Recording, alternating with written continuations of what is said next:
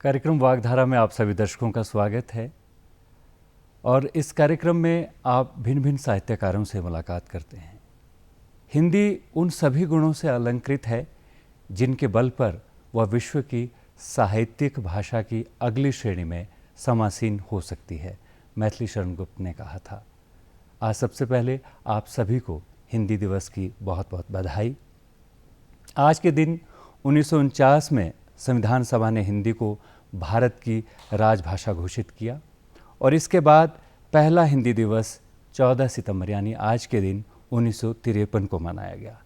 हिंदी दिवस को मनाने के पीछे एक ही विचार है, एक ही सोच है कि हिंदी का विस्तार हो, इसका महत्व बढ़े, इसका प्रचार और प्रसार हो।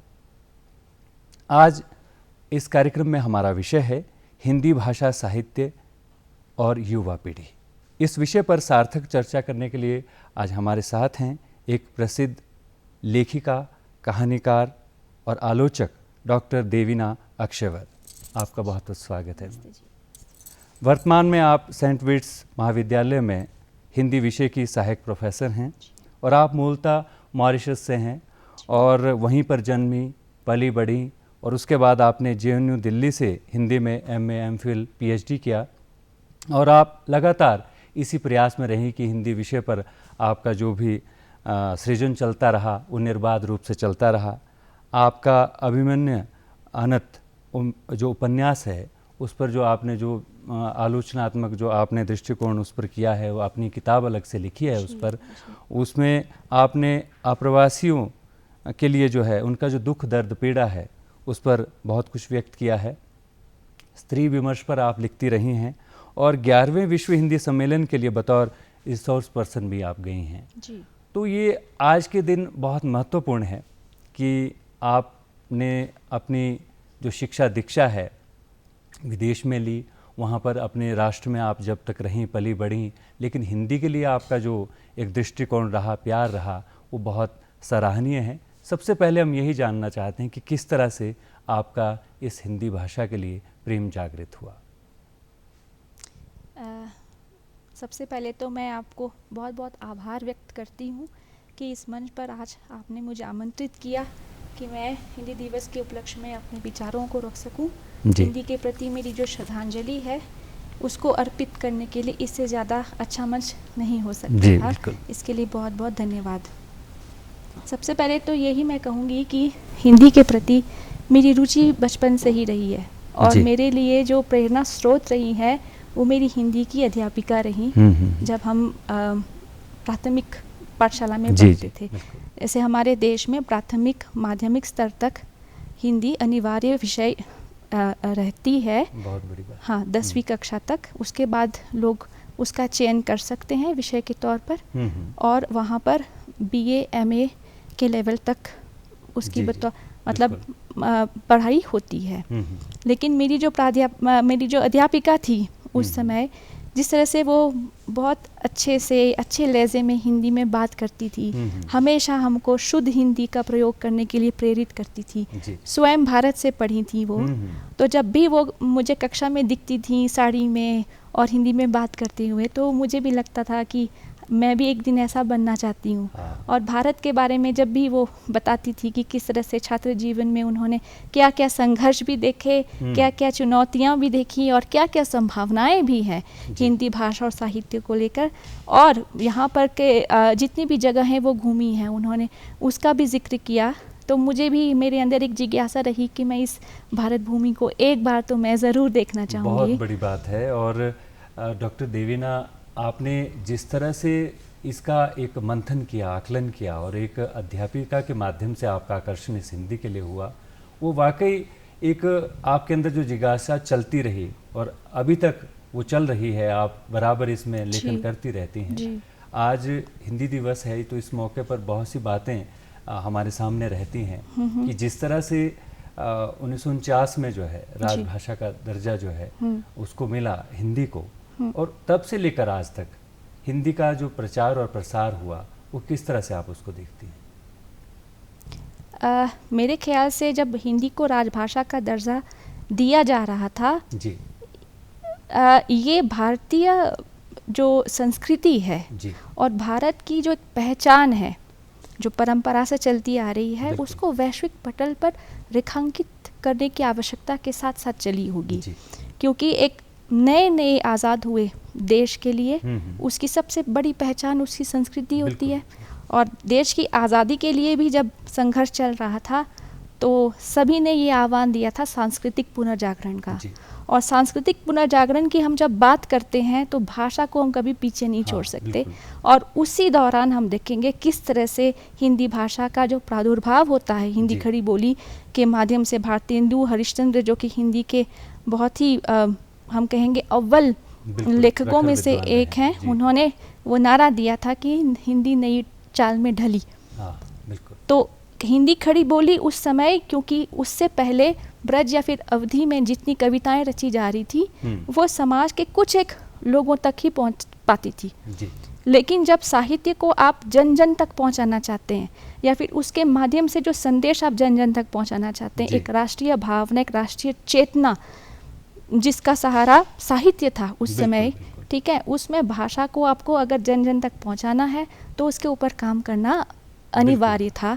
इस वजह से जो संस्कृत निष्ठ हिंदी को हम उससे पहले जानते थे उसमें बहुत सारा परिवर्तन किया गया, उसको सरलीकृत किया गया ताकि आम जन तक उस भाषा में जो भी कहा जा रहा है, जो भी संदेश पहुंचाया जा रहा है वो आसान हो सके, सुचारू हो सके, उसका सही हो जाए जी। अगर हम अभी वर्तमान समय में देखें तो हिंदी का बहुत विकास हुआ है, उसका प्रचार प्रसार हम विश्व के कोने कोने में देख रहे हैं। कई देशों में आप देखेंगे जो भारतीय आप्रवासी, जिसको हम इंडियन डायस्पोरा भी बोलते हैं, उनकी पहचान ही हिंदी है। और इस पहचान को मानने के लिए आप कोई भी देश पीछे नहीं छोड़ सकता। डॉक्टर राजेंद्र प्रसाद ने कहा है कि जिस देश को अपनी भाषा और साहित्य के गौरव का अनुभव नहीं है वह उन्नत नहीं हो सकता जी। तो ऐसे प्रखर विचार, ऐसी विद्वता के साथ जो अनुभव हिंदी भाषा के बारे में महापुरुषों ने अपने अपने विचार रखे हैं, जिन्होंने निरंतर संघर्ष किया है उस उत्कर्ष तक लाने के लिए, तो वो बहुत ही सराहनीय कदम उनका रहा और वो लगातार इस प्रयास में रहे जी। तो आपसे जानना चाहेंगे वो कौन से मूल बिंदु हैं जिन बिंदुओं के आधार पर हिंदी को एक उस लक्ष्य तक लेकर जाएं जिसके लिए सभी प्रयासरत हैं? देखिए, अभी तक हिंदी को जिस तरह से हम जानते हैं जी, वो एक भाषा के रूप में या फिर जनसंचार माध्यमों में जिसका प्रयोग होता है जन जन तक पहुंचने के लिए, भारतीय समाज जो ग्रामीण जो इलाके हैं या फिर जो स्थान है जहाँ पर लोग अंग्रेज़ी या फिर अन्य भाषाओं से वाकिफ़ नहीं हैं, हिंदी में ही उनका सारा कुछ बोलचाल ये सब होता है, तो उन तक पहुँचने के लिए हिंदी एक सरल माध्यम है। लेकिन हम देखेंगे कि वैश्विक पटल पर हिंदी का जो एक स्थान बन चुका है वो सिर्फ अब संस्कृति की वाहिका के रूप में नहीं है, उसके साथ साथ बहुत बार हम देखेंगे कि राजनयिक कारण भी जुड़े रहते हैं। अभी हमने देखा कि G20 के सम्मेलन के तहत किस तरह से विदेशों से जो प्रतिनिधि यहाँ पर पहुँचे उन्होंने भी हिंदी में सबको उन्होंने अभिवादन किया, कई लोगों ने अपना साक्षात्कार भी दिया है। तो हिंदी का महत्व तो सब लोग जानते और समझ रहे हैं।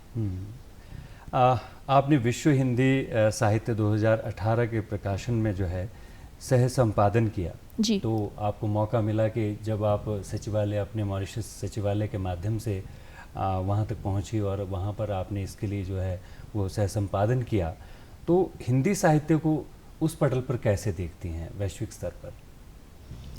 विश्व हिंदी साहित्य जो पत्रिका है जी, वो वैश्विक रूप से इसलिए प्रसिद्ध है क्योंकि उस पत्रिका में विश्व भर में जहाँ जहाँ पर ऐसी संस्थाएं या फिर विश्वविद्यालय या फिर उस तरह के महाविद्यालय हैं जहाँ पर हिंदी पढ़ाई जाती है या उसके प्रचार प्रसार के लिए काम हो रहे हैं, ऐसे विद्वानों के जो रचनात्मक उनकी रचनात्मकता को दर्शाने के लिए या उल्लिखित करने के लिए इस पत्रिका ने उसको हमने अस्तित्व में लाने की कोशिश की थी।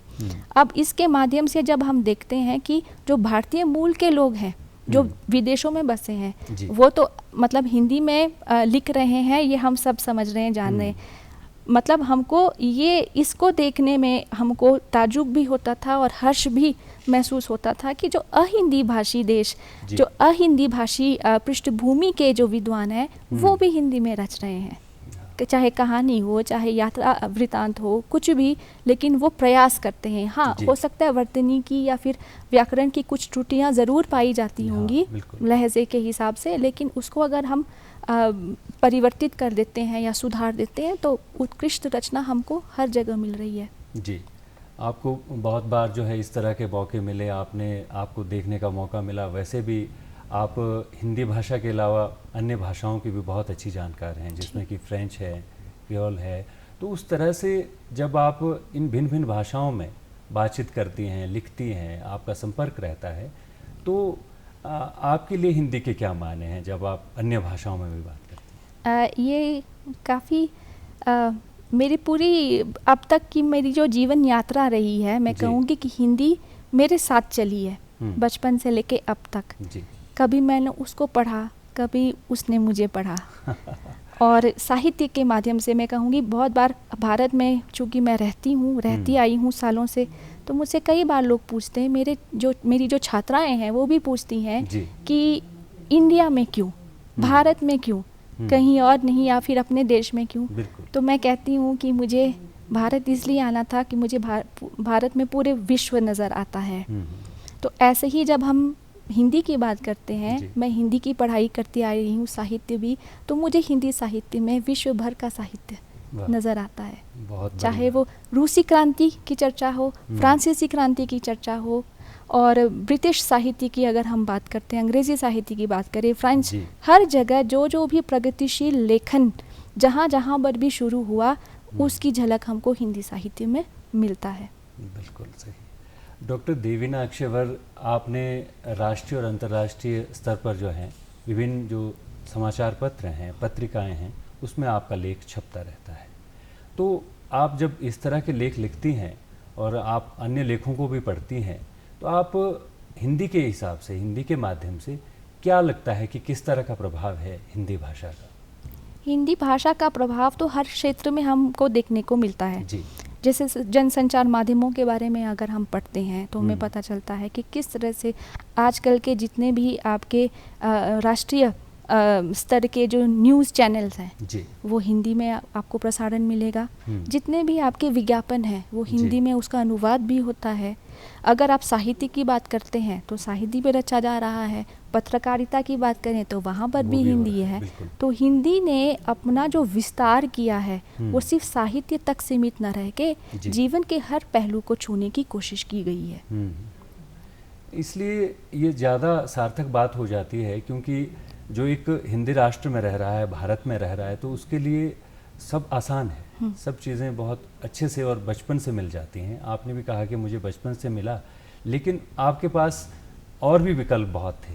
आप हिंदी के लिए आपका खिंचाव हुआ और अंततः जब आपने ये ठान ही लिया कि मुझे अब भारत के नज़दीक जाना है, वहाँ आत्मीयता से जो है हर चीज़ को अनुभूत करना है, चाहे भाषा है, चाहे संस्कृति है, चाहे साहित्य है, कुछ भी है, और आप वर्तमान में जो हैं सहायक प्रोफेसर के रूप में अपनी सेवाएं दे रही हैं, विद्यार्थी आपके बहुत नज़दीक रहते हैं, तो आप क्या अनुभूत करती हैं कि उन विद्यार्थियों का इस हिंदी भाषा के लिए क्या आकर्षण है, किस तरह से वो देखते हैं हिंदी भाषा को? यहाँ पर मुझे लगता है ना कुछ मिश्रित भाव है जी। भारत में मैं कई सालों से रह रही हूँ और हिंदी साहित्य का मैंने अध्ययन किया है, करती आ रही हूँ और पढ़ा भी रही हूँ, लेकिन मुझे लगता है कि हिंदी साहित्य के प्रति एक जो आकर्षण युवा पीढ़ी के बीच होना चाहिए था वो उतना नहीं हो पाया। शायद इसलिए क्योंकि उनको हिंदी पढ़ने से रोज़गार के जो अवसर आएंगे उसको लेकर संशय है। हाँ। लेकिन हमको ये समझने की कोशिश करनी चाहिए कि हर एक विषय जो हम पढ़ते हैं उसको हमेशा हम कैरियर की नज़र से नहीं देख सकते। कुछ एक इस तरह के विषय भी होते हैं जो आपको ज़्यादा से ज़्यादा मानवीय बनाते हैं, संवेदनशील बनाते हैं। सबसे बड़ी बात है कि कहीं ना कहीं संस्कार जिसके अंदर हम पोषित और पलवित हो रहे हैं, और कई विषय ऐसे हैं वो हमें सिर्फ संस्कार दे रहे हैं जी, और वो हमारे साथ चलते हैं, हमारे व्यक्तित्व के विकास के लिए भी होते हैं, दूसरों के प्रति ज़्यादा से ज़्यादा संवेदनशील बनाते हैं। तो इस तरह के विषय को भी हमको अपने जो पाठ्यक्रम है उसमें शामिल करना बहुत ज़रूरी है। बिल्कुल। सिर्फ एक ही विषय को लेकर हम पढ़ते रहेंगे क्योंकि उसमें हमारी संभावनाएं ज़्यादा हैं कैरियर को लेकर, और हम हिंदी को पीछे छोड़ दें, ऐसा नहीं होना चाहिए। क्योंकि आखिरकार हिंदी जब हम कह रहे हैं तो वो सिर्फ एक भाषा नहीं है या फिर विचारों के आदान प्रदान का एक माध्यम नहीं है, बल्कि वो हिंदी साहित्य है समग्र रूप से उसका। हाँ, और साहित्य जब हम कहते हैं कि साहित्य समाज का दर्पण है, जो भी समाज में बीतता है, घटता है, उसका उल्लेख, उसका प्रतिबिंब हमको साहित्य में मिलता है, चाहे भाषा कोई सी भी हो। लेकिन साहित्य तो साहित्य है। प्रेमचंद ने बहुत अच्छे से कहा, बहुत खूब कहा है कि साहित्य राजनीति के आगे चलने वाली मशाल है।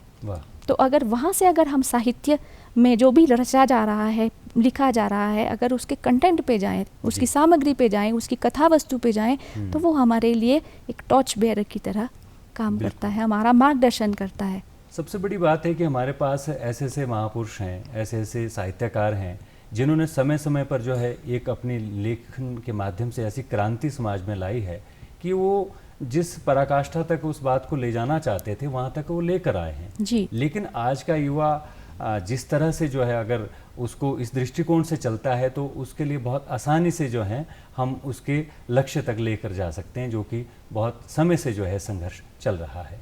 अब सबसे बड़ी बात है कि आपने अभी करियर की बात की, तो क्यों ना हम करियर पे बात कर लें कि अगर विषय किसी का हिंदी होता है तो युवाओं के लिए कितनी ऑप्शंस उनके पास हैं, क्या किस तरह से वो अपने आप को प्रतिष्ठित कर सकते हैं?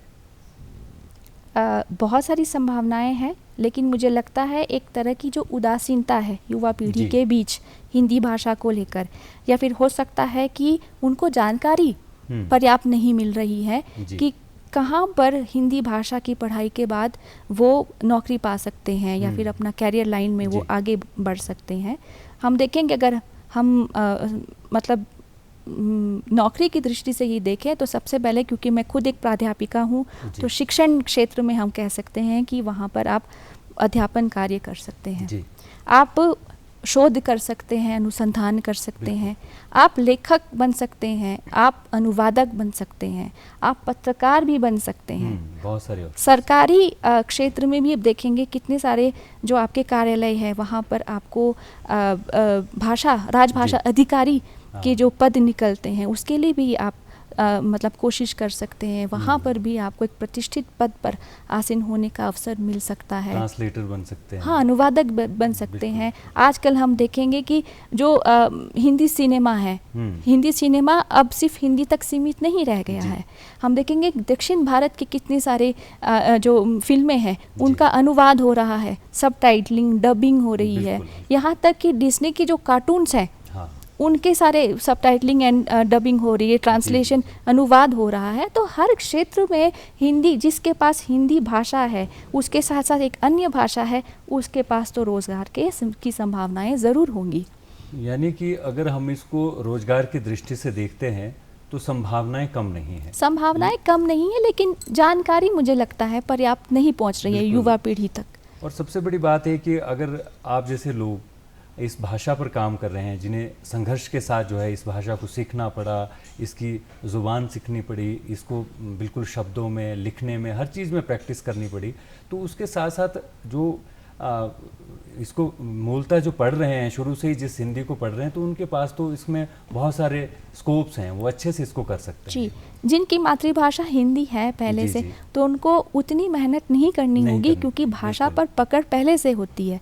हाँ, ये है कि जो भी कथा वस्तु है, जो भी पाठन सामग्री है, उसको उनको आत्मसात करना पड़ेगा। जैसे आज हिंदी दिवस है जी, इस मौके पर हम हिंदी के उद्भव के बारे में, इसके प्रचार और प्रसार के बारे में बहुत सारे प्रतियोगिताएं होती हैं, बहुत सारे फंक्शंस अरेंज होते हैं और पखवाड़ा भी मनाया जाता है। पूरी तरह से जो हिंदी के लिए समर्पित ये पखवाड़ा रहता है। लेकिन इसके अलावा भी अगर रूटीन में यानी कि अपनी दिनचर्या में या इसको हमेशा जो है वर्ष भर अगर हिंदी के प्रचार प्रसार के लिए काम करना चाहिए, इसको व्यवहार में लाना है, तो क्या मुख्य वो बिंदु होंगे जिन पर काम करना होगा? अगर आप मुझसे पूछ रहे हैं और मुझे ईमानदारी से इसका जवाब देना है, तो मैं सबसे पहले ये कहूँगी कि मैं खुद चाहूँगी कि ऐसा दिन जो हम मना रहे हैं हिंदी दिवस के नाम से, वो बाद में चल के हमको मनाने की आवश्यकता ना पड़े, क्योंकि हम देखते हैं कि जो हम खास दिन मनाते हैं वो इसलिए मनाते हैं कि क्योंकि हमको लगता है कि उसको कहीं ना कहीं सपोर्ट की, सहयोग की ज़रूरत है। अगर महिला दिवस है या फिर बाल दिवस है, कुछ भी हो, क्योंकि वहाँ पर हमको काम करने की आवश्यकता पड़ रही है। लेकिन जिस दिन हिंदी अपनी मान प्रतिष्ठा के साथ विश्व पटल पर अपनी पहचान बना लेगी, हमको ऐसे दिन की भी आवश्यकता नहीं पड़ेगी। और इसके लिए हम सबको प्रयासरत होने की आवश्यकता है, सिर्फ शिक्षण के क्षेत्र के लोगों को नहीं, सिर्फ हिंदी भाषियों को नहीं, आम जन को अपने क्षेत्र में उनको प्रयास करना होगा। खासकर युवा पीढ़ी की बात करते हैं, अगर उन्हें इस हिंदी भाषा के लिए, हिंदी पाठ्यक्रम के लिए, लेखन के लिए प्रोत्साहन करना हो तो क्या विशेष प्रयास करने पड़ेंगे? देखिए, लेखन जो कार्य है ना, वो व्यक्ति की प्रतिभा पर निर्भर करता है। ज्ञान तो आपके पास हो सकता है, आपके पास भाषा पर पकड़ भी हो सकती है, लेकिन आपके पास विचार भी हो सकते हैं, संवेदनशीलता भी हो सकती है, लेकिन एक एक करके एक माध्यम से आप लेखन तक नहीं पहुंच सकते। इन सब का सम्मिश्रण होना बहुत आवश्यक है। और उसके लिए जो प्रतिभा की हम बात कर रहे हैं, उसके लिए जो कौशल है उसको निखारने की आवश्यकता होती है। वो अध्यापक भी कर सकते हैं, वो कोई जो प्रतिष्ठित लेखक हैं या साहित्यकार है, रचनाकार है, उनके प्रशिक्षण में आप कर सकते हैं। और सबसे बड़ी बात यह है कि भाषा के साथ आपका जुड़ाव लगातार होना चाहिए। मतलब भाषा से कहीं पर भी विमुख नहीं होना बिल्कुल, है। बिल्कुल। और जहाँ तक हिंदी साहित्य में युवा पीढ़ी को कई सामाजिक, आर्थिक, सांस्कृतिक, राजनीतिक मुद्दों के प्रति सजग और संवेदनशील किया जाता है, तो इसके बारे में आप क्या कहती हैं कि कितनी सहमत हैं कि किस तरह से जो है इसके रूप में जो है उनको इसके बारे में सजग किया जाता है? बिल्कुल सहमत हूँ, क्योंकि मैं खुद हिंदी साहित्य पढ़ाती हूँ। तो अगर हम शुरू करते हैं आदिकाल से लेकर समकालीन काल तक, तो हम देखेंगे हर युग में या फिर हर काल में जितने भी परिस्थितियाँ बदली हैं, चाहे आर्थिक हो, सांस्कृतिक हो, सामाजिक हो, राजनीतिक हो, उसका जो प्रतिबिंब है हम साहित्य में देख सकते हैं। चाहे वो छायावादी युग हो, चाहे देश को आज़ाद करने का समय हो, या फिर उसके बाद भी कि समकालीन लेखकों ने भी जो आम इंसान का जो अस्तित्व है और उसकी जो पहचान है, उसको रेखांकित करने के लिए अलग से कितने प्रयास किए हैं। बिल्कुल। और एक संवेदनशील व्यक्ति जब ऐसे साहित्य को पढ़ेगा तो वो समझ सकता है कि साहित्य जैसा विषय कभी भी आपके समकालीन मुद्दों से अलग नहीं हो सकता। इसीलिए ही हम कहते हैं कि साहित्य समाज का दर्पण है। आप जब इस विषय पर इतना संकलन कर चुकी हैं, इतना सृजन कर रही हैं, तो आप क्या संदेश देना चाहती हैं, अगर हम आज इस कार्यक्रम के माध्यम से उन तक ये बात पहुंचाना चाहें तो? मैं तो ये कहना चाहूँगी कि हिंदी भाषा एक समृद्ध भाषा है जी, क्योंकि इस भाषा में आपको एक देश की पुरातन संस्कृति, एक बहुत लंबी परंपरा, एक बहुत और उज्जवल जिसको कहते हैं ना, एक सभ्यता रही है उसके पीछे, उसको जानने के लिए अगर इस भाषा को पढ़ना हो तो ज़रूर पढ़ें। इतिहास की जितनी भी पुस्तकें हैं, साहित्य की पुस्तकें हैं, पत्रकारिता के माध्यम से इसके माध्यम से हम जो हैं इसके बारे में सही से ज्ञान ले सकते हैं। डॉक्टर देवीना अक्षयवर, आपने आज इस विषय के माध्यम से बहुत सार्थक चर्चा की है और तमाम हिंदी के चाहने वालों तक आपकी बात पहुंची है। और जिन लोगों को लगता है कि हिंदी भाषा जो है वो पीछे है, ऐसा उनको बिल्कुल भी सोचना नहीं चाहिए, क्योंकि पूरे विश्व की बात करें तो उसी श्रृंखला में जो सबसे ज़्यादा भाषा बोली जाती है, उसी श्रृंखला में हिंदी भी है। और फिलहाल आज इस विषय पर बहुत अच्छी बातचीत हुई, आप स्टूडियो में आए, इसके लिए आपका बहुत बहुत शुक्रिया। धन्यवाद। धन्यवाद। कार्यक्रम वागधारा में आज हमने हिंदी विषय से संदर्भित जो विषय था उसके बारे में सार्थक चर्चा की। अगले कार्यक्रम में आपसे पुनः मुलाकात होगी, तब तक के लिए आज्ञा दीजिए। नमस्कार।